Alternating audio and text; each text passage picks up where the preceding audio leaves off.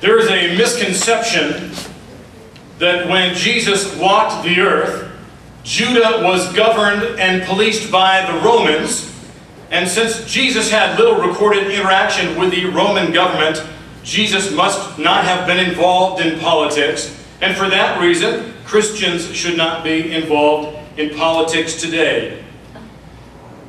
Judah, where Jesus lived, was an occupied territory of Rome, but the Romans preferred that Judah would continue to govern itself. It had a fully functioning political and judicial system, and they could carry out all sentences except for one. Do you know which one that may be? The death sentence, which is why the government of Judah had to appeal to the Roman governor to put Jesus to death. The government of Judah was called the Senatory, the Sanhedrin, and it was made up of the grammateos, the scribes. Actually, they were lawyers. They were the judicial branch.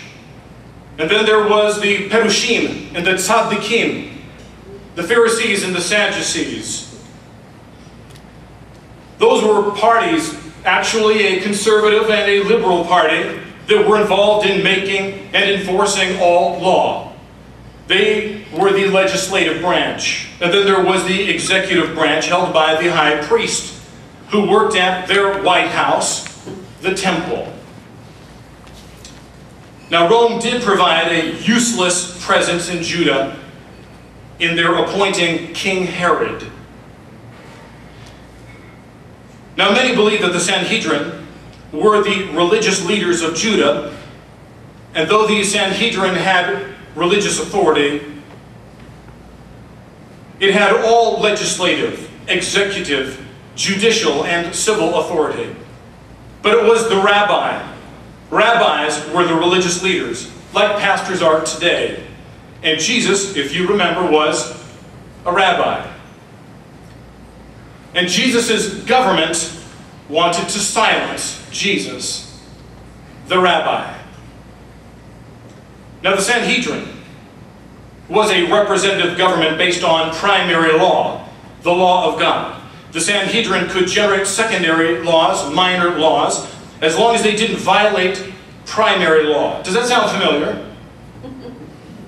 James Madison, the principal author of the Constitution, he said, "We have staked the whole future of American civilization not upon the power of government, far from it, but we have staked the future of all our political institutions upon the capacity of mankind for self-government, upon the capacity of each and all of us to govern ourselves, to control ourselves, to sustain ourselves according to the 10 Commandments of God." Now, I have heard pastors and churchgoers claim that neither Jesus nor his followers said anything against a politician. Are you kidding me? I want to know what Bible they are reading. Jesus told his followers to beware the yeast of King Herod, referring to a communicable, pleasure-seeking, godless way of life, which is thriving in our nation today. Jesus also called King Herod a fox, which was to say in that day that the politician Herod was underhanded and immoral. And he said this after John the Baptist, the Billy Graham of his day, was arrested and eventually beheaded after confronting Herod for sleeping with his brother's wife. Jesus told his politicians, the Pharisees and the scribes, that underneath their suit and tie, they were rotting corpses, and he called them vipers, the devil's next of kin. And then he added, "How will you escape from being condemned to hell?" And there are people in the church today who, if they were alive during the time Jesus walked the earth, they would have told Jesus he wasn't being very Christ-like.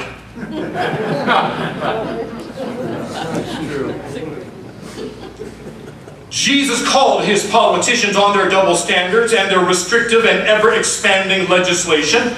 Jesus said, "Woe to you, teachers of the law and Pharisees, you hypocrites! You have neglected the more important matters of the law: mercy, justice, faithfulness. and our government has put his to shame, as it protects the pornographer and allows the greatest group of addicts of pornography to be between the ages of 10 and 17. And they protect the abortionist while they allow 50 million human beings to be murdered. That's right. That's right. They protect the sexual deviant. This is the second year in a row our president has called the children and adults of this nation to celebrate the month of June as National Lesbian, Gay, Bisexual, Transgender Month. So my government has told me that I, along with my children, are supposed to celebrate people that have sex with both men and women? Is that what a government does for its people?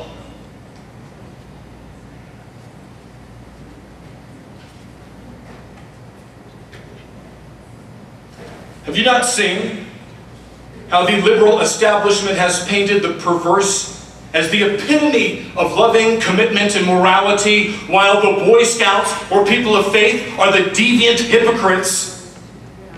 The politicians and the spin doctors in Jesus' day were not reluctant in the least to corner Jesus and his followers and try to catch Jesus in something he said, and the liberal government and the press today are still out to crucify Jesus and silence his followers. Things haven't changed much, have they? Except for the fact that the pastors today are holding their tongues in a way Jesus never did. That's right. The pulpit used to be the most influential voice in the country. 29 of the 56 signers of the Declaration of Independence had Reverend at the front of their names. The pulpit was the guardian of national morality and of righteousness, which is why John Adams said that the First Amendment was initially to secure freedom of speech for the pulpit. Accordingly, pastors led in the abolition movement and of child labor and women's suffrage. And then in 1954, the Johnson Amendment was passed, and something like a dark cloud came over the pulpit. And most pastors chose silence.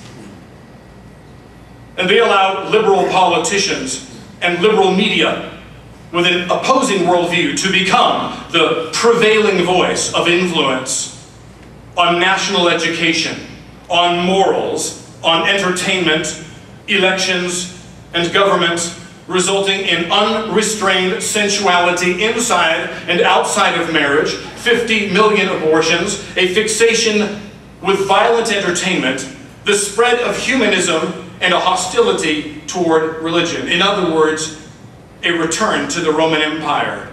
And the silence of the pulpit is deafening. In 1954, Lyndon B. Johnson, a U.S. Senator at the time, added a rider to an IRS tax code that stated that all 501c3 organizations must stay out of the political arena.